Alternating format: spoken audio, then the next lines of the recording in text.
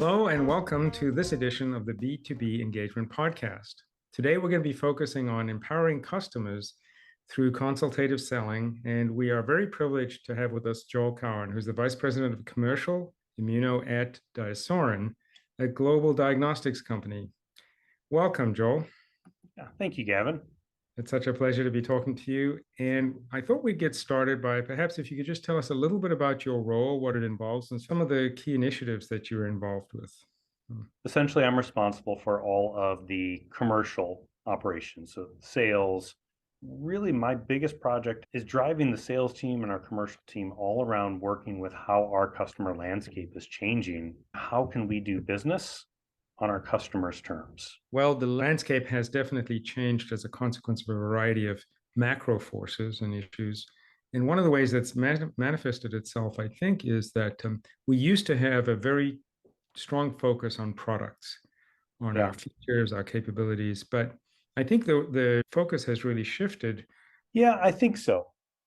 The industry has changed where people had a lot of autonomy. I like something, I buy it, to really, I'm trying to solve problems.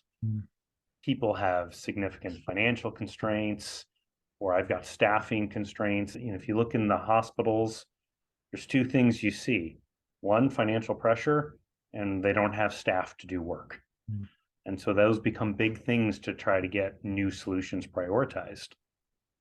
Yeah, and those are relatively new driving forces. Yeah, sometimes in sales, you talk about, hey, how can you do more with less? And really, we've created an environment where, especially in the hospital, they are doing a lot more, and they're doing it with a lot less. And that's not just people, it's resources too. Yeah, so that has a lot of effect on pretty much everything about your go-to-market, I would imagine. One of the things I think was interesting as we started to think about the driving forces is tremendous amount of consolidation in your customers' industry, right? Yes. And so how has that really changed their ability to, as you said, be autonomous or make decisions? And what effect has that had on your sales and marketing teams and approach, and how you've been able to adapt to help them through that transition?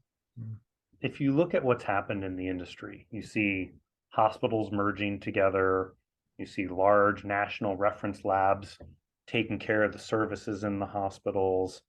And so what it's done is people looking at economies of scale. Decisions are made at higher levels. I have one IT system and they standardize solutions. And as I mentioned before, they don't have the same amount of people to do the same amount or growing work.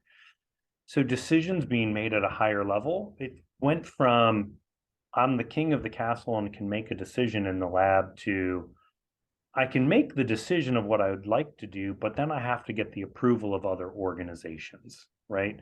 They have to go up. And so now they've gone from control to I have to make business cases and justify these decisions. And that's where you start talking about how do we do business the way our customers operate. And so we have to help them with that. And not only that, because of the shortness of labor and availability of people, they're doing so much more with less. It becomes about value, right? I might need your solution, but I don't have time to do these 10 different projects. So how valuable is your solution that I'm going to do a business case, justify it, and then do the work to implement it? So marketing and sales, we have to really understand the individual customer needs and then show the value. Because if I can show the value, then the cost part goes away, right? We can justify it because it makes an impact that helps them in their daily lives. Yeah, something we've seen in a variety of industries. It's really no longer one set of, say, return on investment calculations or features. It's being able to understand who's involved in the decision process, understand what value means to them, and then working with those individuals, both as an organizational value proposition, but also for them individually, right? How's it going to help them in their job? That must be quite a new environment for your teams to adjust to, I would imagine. Yeah, absolutely. If you go back a couple of years ago, right, I was able to work within the four walls of a lab. sell my solution, bring in the pricing, everything's great. Depending on the individual institution, I might have to have two contracts. Here's an access contract at the health system that says we can do it.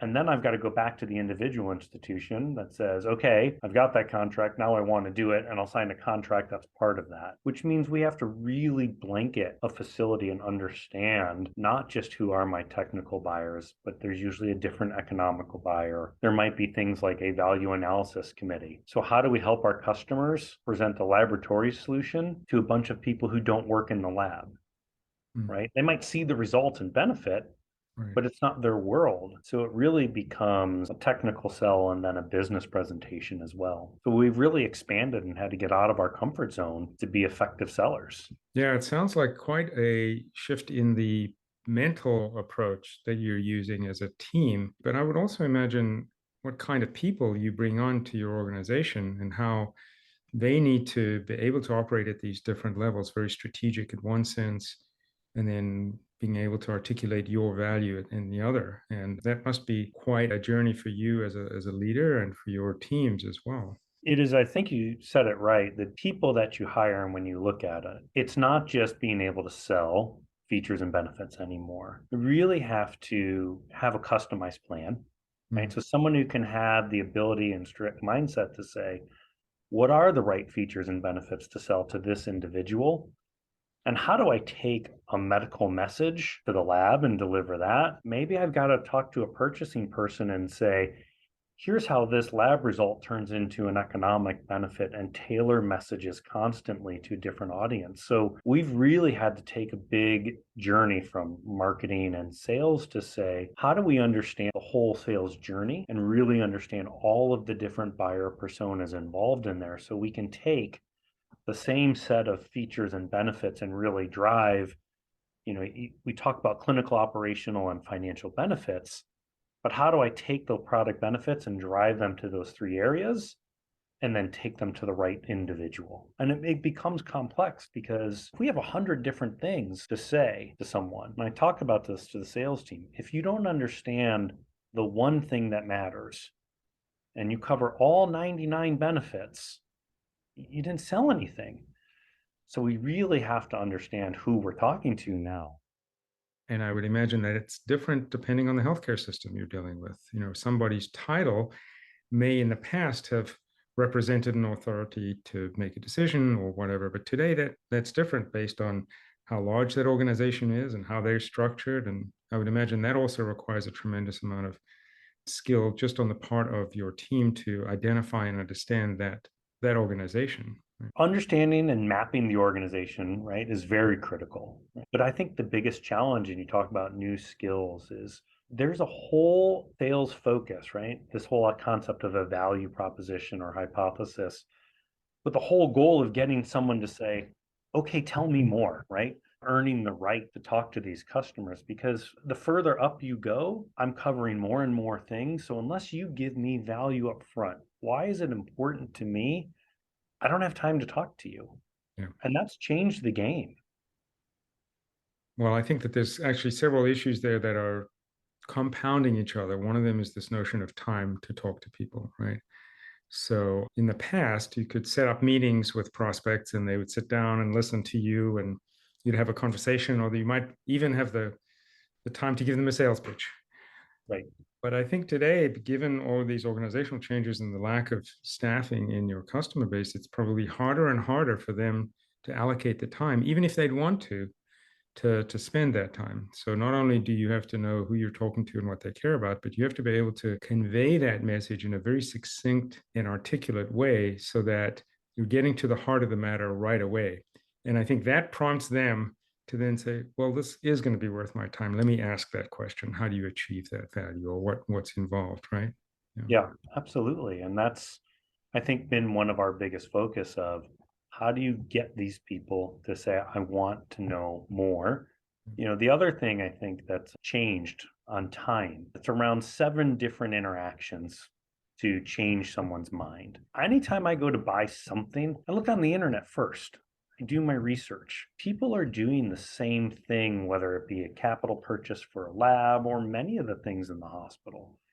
So our customers and our targets are far more informed than they ever have. So just saying your company name, it doesn't get you there. They already have an informed bias of your product, which really says on my marketing and sales and reach strategy, I've got to leverage and be very omni-channel. So when you go to knock on the door and you say your company, they say, I'm familiar with your company. Yeah, tell me more because I'm interested. And then those messages have to build off each other. So it is a very different environment that way as well. We've seen a tremendous shift in the what used to be silos between sales and marketing. And one of the organizational advantages I think you have is that it's all under your umbrella of the commercial team.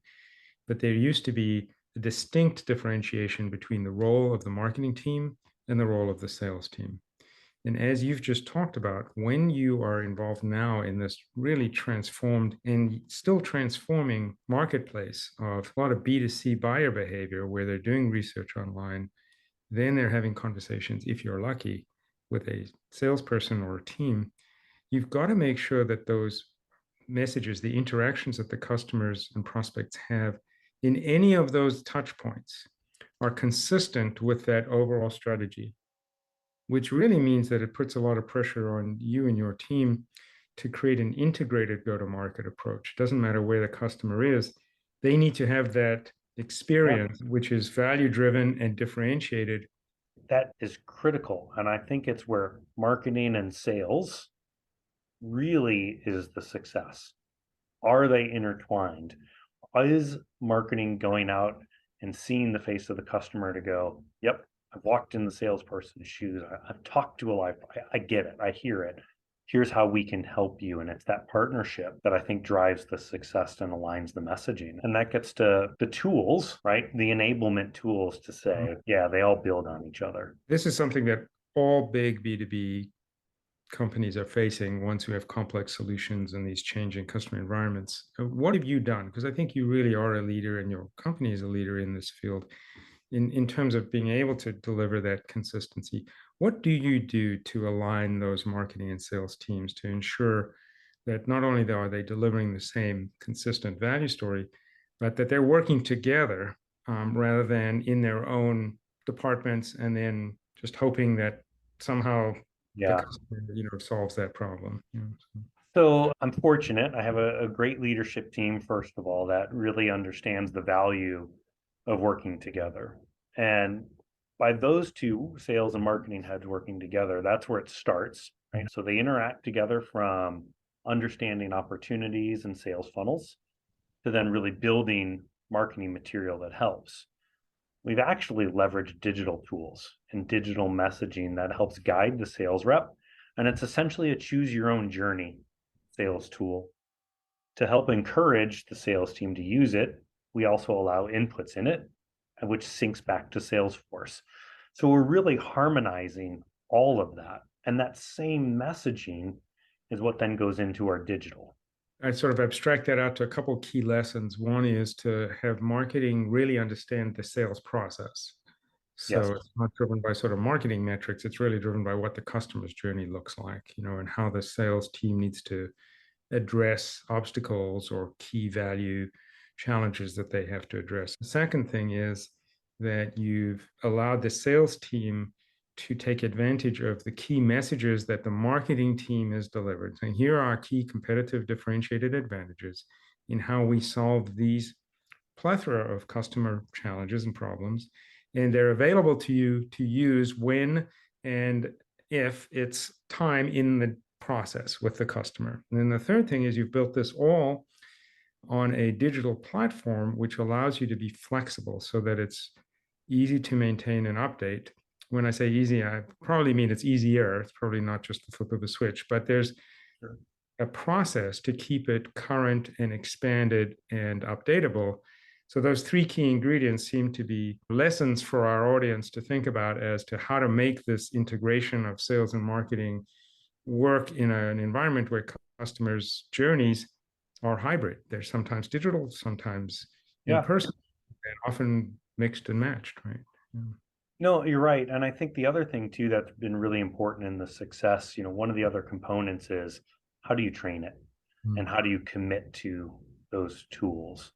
So the training team is very much embedded with the sales team, and we have a thoughtful rollout step by step, certifying the folks on how to use it and the content and the information. And that makes a big difference, right? Make sure that they are comfortable and set them up for success, because the first time they fail, right? If you use it once and you fail, you never use it again. Very hard to come back from that. And I think that, you've also addressed another lesson that is part of our journey as sort of let the new generation of integrated go-to-market sales and marketing commercial teams is that it's not about building tools and then handing them off. It's about that behavior change and how can we build tools that facilitate that behavior change and make it easy. But it's all about helping the customers understand our competitive differentiated benefits and what's the best way to do that. So the tools are a facilitator, they're the means to the end, but they are not the purpose, right? Right. And built the right way, what's nice about the flexibility of these tools is you always have a varying degree of sales reps, someone who's new to someone who's very experienced, where the flexibility says, hey, when I'm brand new, I'm going to go step by step by step by step. I've used this tool for 15, months. I might start at step C because I know the customer, I'm already in this, and you have that flexibility. So that's where you get to help control that message. And I think the other thing that this team did when they built this tool really well was they brought in salespeople in the development process, right? They helped develop it. And when they have input, we've gone in. And I think that's where you start to get to the value, right? If I can understand the customer's needs, what's important to them, and help them solve a problem, and you make the problem big enough, it becomes important, right? That's another point that I wanted to ask you about, because I think we often forget that the status quo for customers is the easiest path for them, right? And what I'm curious about is you're a very big believer in this consultative sales approach, which is all about problems first and solving the problems. Very often what I've seen, and I wanted to get your take on this, is that the customers are not originally thinking of you as the solution to several of their problems. They understand they have those problems, but your solutions are not the first thing that comes to mind because it's a little bit non-traditional. Let's say, for example, the labor shortage. They're not looking to buy more immunoassay equipment or changing the way they do, immunodiagnostics as a way to optimize their labor situation. But or your teams ought to know, we have a way of, if they do adopt these innovative diagnostic techniques, it is going to be available given a lower labor pool, or labor utilization. So is that part of your process, is to train your teams to think at a higher level and help your customers think at a higher level about how to really address some of these more strategic issues? So the answer ultimately is yes. If you look at the customer buyer journey, there's two ways this happens. I need to go buy something. Maybe I do research, I send out an RFN. At that point, they've already pretty much made up their mind mostly. And if you're not there at the top, it's how do I change their mindset? Done right, we go in, and we're salespeople by nature, so we love to talk. Let me tell you why my product's so great. But if we take a step back, and the word you use, consultative, is spot on. Help me understand you. Tell me what your challenges are, because if I can help you realize you have a problem, labor shortages are everywhere. It's a problem for everyone. But if you can get them to the point of, okay, if you don't address something, what's the problem? What's the impact? Well, it's this, this, this. Okay, if I could help you change that, would that help? Yes. Okay, let's figure out how to do it, right? I've given you the value that we provide up front, so you're going to talk to me. Give me some information. Oh, well, if we could help you solve this, this, and this, which would alleviate that, would that be of benefit? Yeah. Now you're becoming a partner. I'm not trying to sell something to you, right? I'm just here to help you solve a problem. And then when they see the value of the problem and the value of a solution, it's far less about what's it going to cost, because the cost of not acting starts to be the issue, right? And now you're at the front of it. Okay, now we have a solution. I'm going to build a case around that. Well, let me help you. This gets to the digital tool, right? Some of the outputs are, here's what this solution implemented in your lab would look like, right? We frame a business case for them. Because at the end of the day, you go back to what the lab used to do. They're focused on the lab. They're laboratorians, they're scientists, patient care, it's the results. I don't want to make a business case to buy something. And so if we can help them all the way through that process, that's the consultative approach. And they become a partner. And then that longevity becomes, and I'm here for you after, right? I'll continue to help. Hey, we did all of this benefit today. Can we look over here and see, is there other areas I can help you in? But that's where I'm bringing a bigger solution versus I'm just this little piece of the puzzle, right? And then you mentioned consolidation. We need to be mindful of, if I've got a company partner, right, a different business unit, and I can see, can I bring in my partner Gavin here who might be able to help you here? I continue to consult and leverage all of the resources. And that's where it's the work smarter, be consultative, and they start to ask you, hey, can you help me with this? And that's where you get over this and you bring value to a customer. I think that's so critical. And I also think that you've articulated, but some people don't always express it this way, what value-based consultative is about. It's about understanding their problem and creating a vision in their minds of what their world would be like if they were able to change those dynamics, reduce the time to do testing or improve the throughput or allow fewer people to operate the lab. That's not about how you're doing it. That's all about benefits. And that's where the value comes in. And I think that a lot of people confuse sort of ROI with value. There is obviously an ROI component to the people who are making an investment, and everything in the business domain has to have a financial component to it. But the value to the laboratorian might be time to science. The value to the clinician might be quality of the patient outcomes. The value to the facilities management team might be around environmental sustainability and other issues. So what that value means is first defined in terms of their new world, what it's going to be like or could be like, which is when you ask the question, if we could do this, would that be a value to you? Would you be interested? Because that's envisioning an outcome, a result, not a solution or not a process to get there. Once they have bought into that in their minds and they envision that, which sometimes they haven't yet got there, they know they have the challenge, but that consultation is helping them get there. Then you can, as you said very articulately, work together to create a solution. And the difference is if you start with the solution, there's a leap of faith that they understand the value. Absolutely. Which is very often not the case. And I think, the leap of faith too is when we sell a solution, we have a platform and we have tests. And at the end of the day, it all does the same thing. But if I sell you a solution to do something and that's not your problem, I've already lost you. So it's beyond the leap of faith. It's I've given you something that's not important to you to try to sell because I didn't understand what was important to you. And I think you also said it before, which I think is really critical, is when you're engaging with them, it's helping them get to that point of saying, okay, I need to do something about this, rather than waiting for them to come to that conclusion because they've already framed a solution in their mind by the time they issue the RFP or whatever else.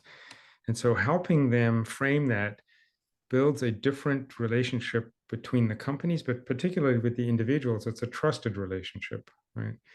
And I think that a lot of people were afraid that in this digital world, we're going to lose the ability to create that trust. People are going to go off and they're going to do their own thing. But you don't seem to be as concerned about that, partially, I think, because it's a hybrid kind of environment. And partially because you seem to be building that digital trust on the basis of, even in the digital environment, making it all about the customer rather than you. I agree. And I think if you look at what you're trying to do with the solution, I said this earlier, I need to open the doors for that live face-to-face interaction. So to me, the digital is a way to get the information out. And where the credibility and trust comes in is, here's what I saw, I read, I formed an opinion. If I come in and I have completely different messaging and what we're training the salespeople to do aren't aligned, that becomes a difference in the credibility. But if you have the messaging, and I mean it when I say they have to build on each other, right? even from a similar look and feel of how you present it and package it, then the customer sees the tie. Ah, right. I connected the dot. That's what I was interested in.